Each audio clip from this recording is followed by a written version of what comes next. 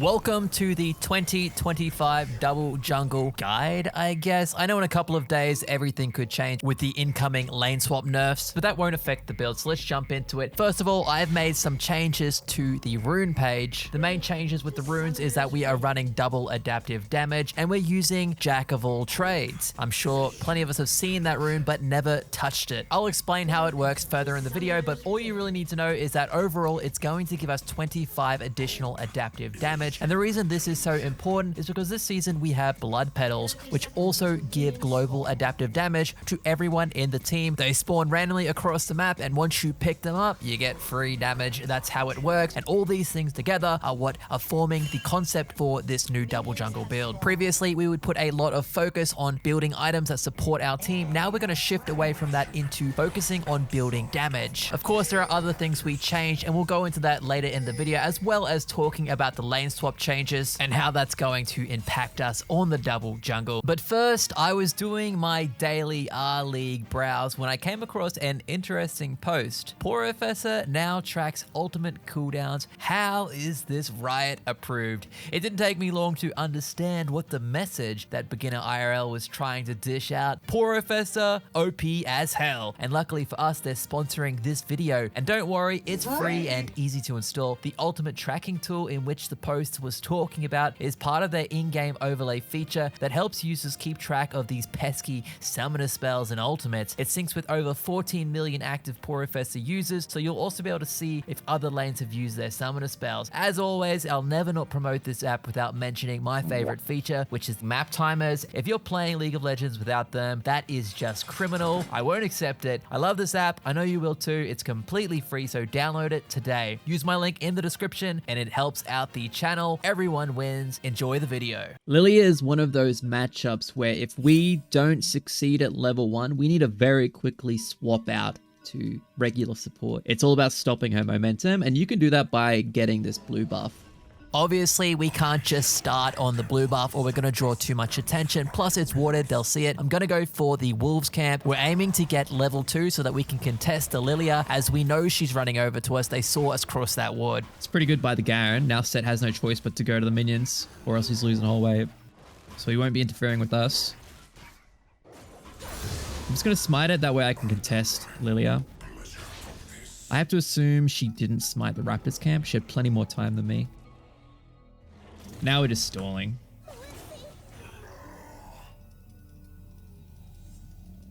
So look at the volley bear. He's taking farm while... Who the fuck's that? Oh, it's Rel. I have to run.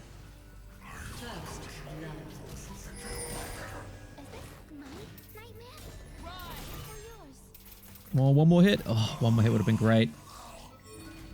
He can fight that for sure. Let's run straight to her red side. This is going to be so good. He's got flash, full combo. Does he have smite? No smite yet.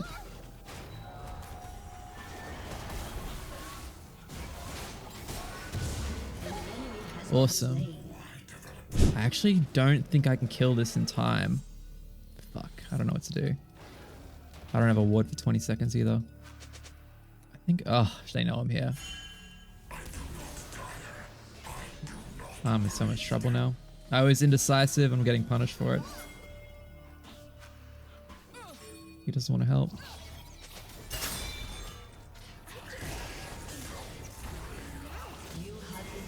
At all.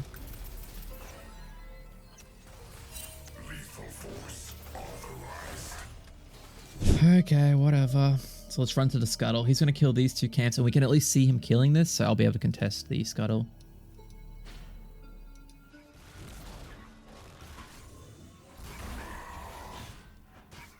Trying to save smite, that way I encourage Lilia to invade. Yes, now she's going to invade, and we have double smite up to contest her.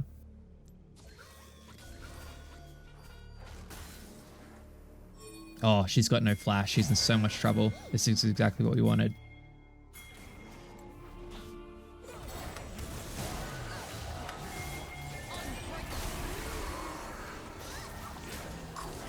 This guy's level 1 still because he was following us around the map.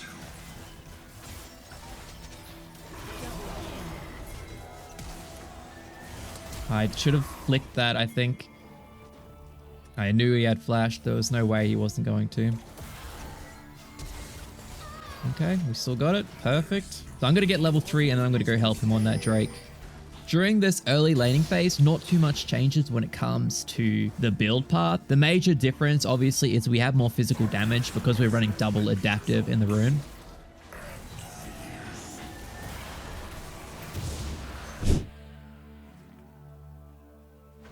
I need him to be level 6.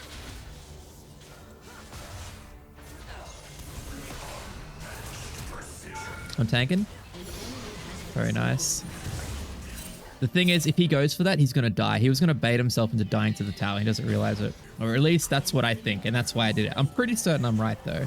And it's not worth risking him dying for it.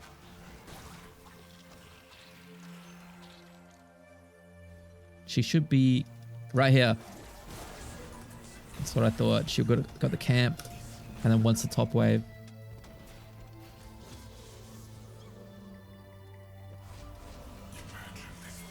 We might be able to kill top. I'm going to Hex Flash over the wall.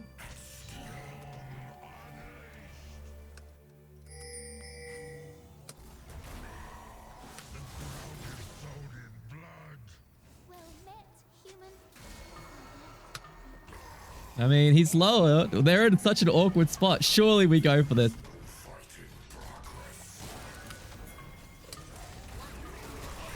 Wait for me. Let's do it. Okay, flash is good. Okay, now the build path is the same.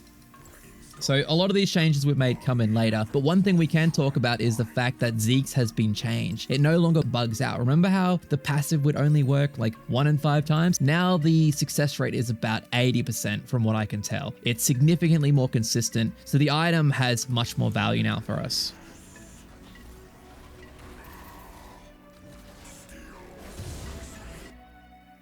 Might leave these 2 camps up for him, and then I'll go mid.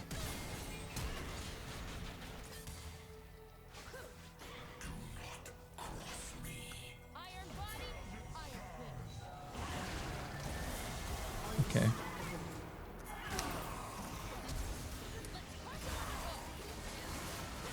No flash. Things are going really badly for Nilia now. So one of the other big changes we made is that we're using Jack of all trades. It's a rune that I thought was kind of straight up garbage until I really took a good look into it. But what it does is it ends up giving 25 bonus adaptive damage if you manage to get all of the different stats. So the more unique stats that you get, the more bonus gold you're getting for free. So if we look at this item, Kindle Gem, it gives 2 separate unique stats, health and ability haste. But the reason it works so good on double jungle, the items we rush are both cheap and they have a lot of stats on it because they're support. So for example, Zekes has 4 different unique items, and then we buy lethality because Sion can run lethality as well. A lot of champions struggle to utilize all the different skills, but not Sion. What's going on here? Oh, this is good. This is good. This is good.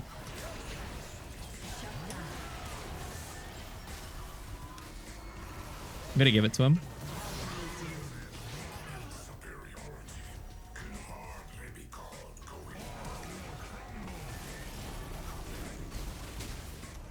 Give it to him again. Volibear is just beyond fed at this point. There's going to be no stopping him. So this game's already won. This is a tough match too. I'm worried that the game's going to be over so quickly you won't actually get to see the power spike in this new build. I thought this one might go the distance because it is a hard game for Sion double jungle.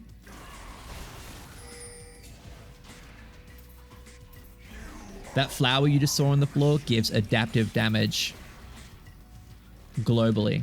Oh, you motherfucker. Oh my god. I think that got me killed. I'm at least getting the flower. Fuck you guys. Yoink. Could I use... I'm going to try to use the flower as bait. I wonder if you'd come back for it. Okay, so we pick up the Zekes Convergence. It's now a stronger item. Not only that, it gives us 4 unique stats, plus the movement speed, so we're on 5 now, and we get bonus 10 adaptive damage, plus we've picked up 5 bloody petals, 5 adaptive damage. And if you don't know how the adaptive damage works, basically it could be either AD or AP. So it flexes depending on what you have more stats of. So if I was building AP, then it would become ability power.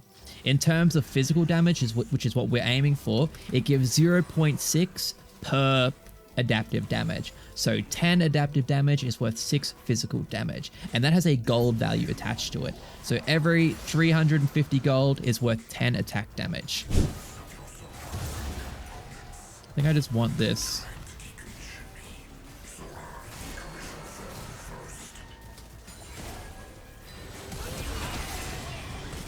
I'm very confused. Well, we got flash, that's kind of cool.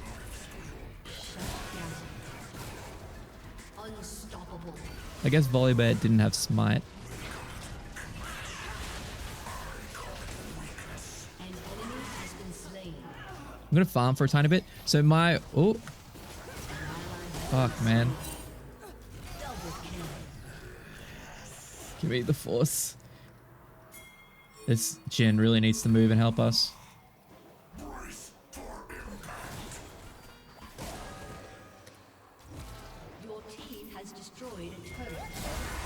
I hope he doesn't have ult.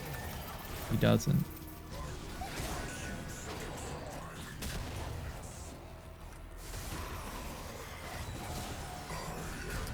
That ult. He should have been ulting all the way back here, by the way. He should have been ulting while she was running through the jungle. It's a misplay. There was a lot going on and we're just yapping.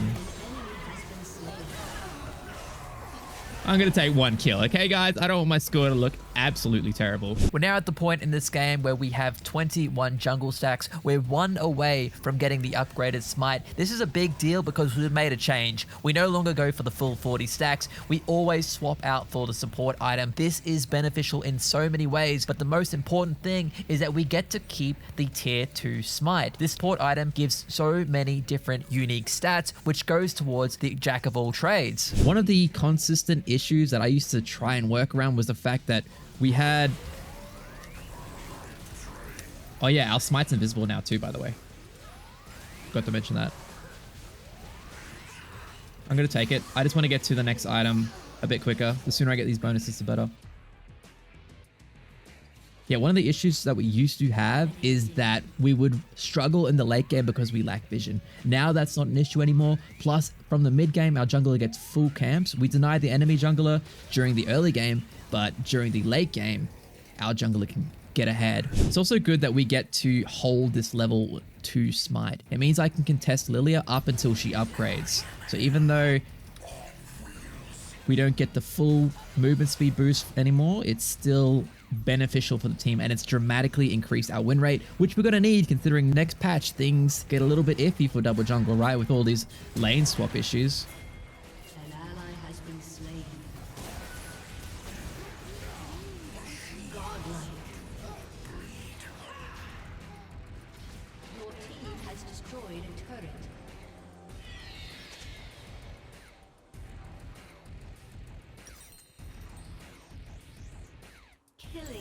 The next biggest change to double jungle is the build path that we go. Because we're building that lethality item and we have vision now, I no longer go for the glaive because I don't need to eliminate the wards. That item also got nerfed when they made wards have 4 health, so it wasn't as good anyway. But we don't need it anymore because we have more vision than the enemy. The point of taking that item was to reduce the amount of wards that the enemy had so that we could contest them realistically.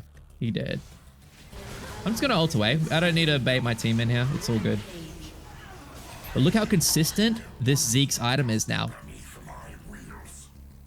And because we don't need to build the Umbral, we go for Collector second, which stacks with the Zekes convergence. My Zekes can execute people. I need this. I'm still alive, motherfucker! I take so long to die. Gotta get all these free adaptive damage. Drop a ward.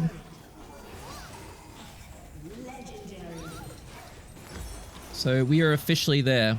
We get 10 stacks plus 25 adaptive damage. We're getting 18 currently from the runes. And then we are getting 22 already from the blood petals. It's just crazy, man.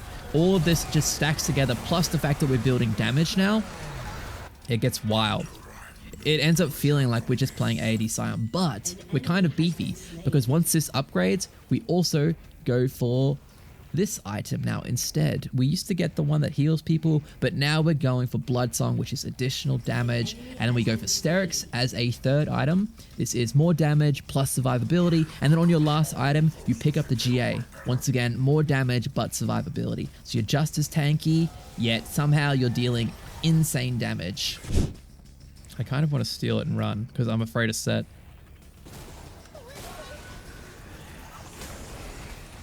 Yoink, Invisible Smite.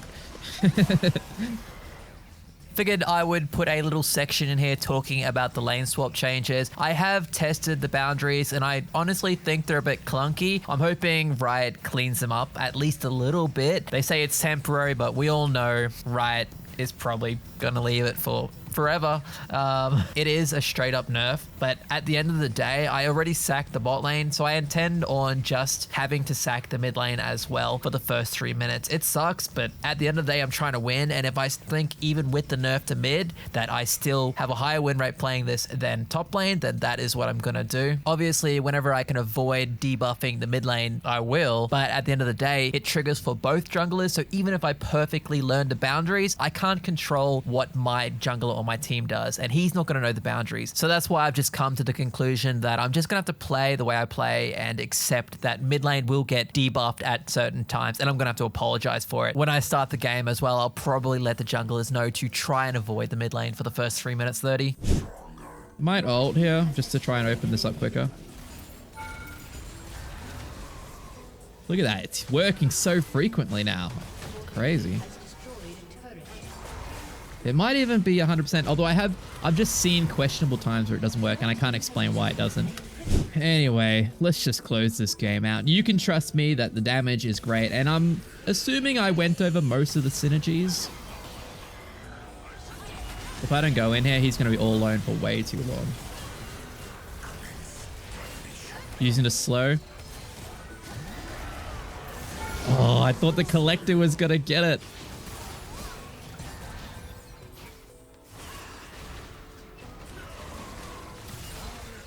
Uh-oh, I'm at risk.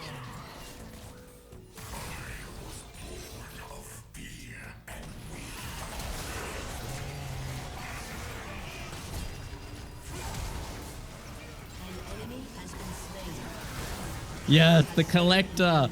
And it makes you snowball quick, having the ability to clean up these kills. Sion always struggles with executing people. It's just amazing.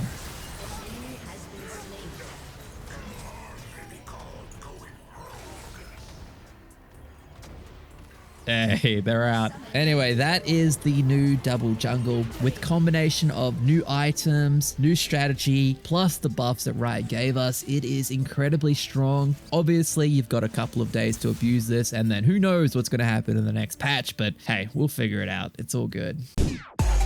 Y'all ain't on this level, bitches, Tilterella. Y'all can never beat them like an acapella.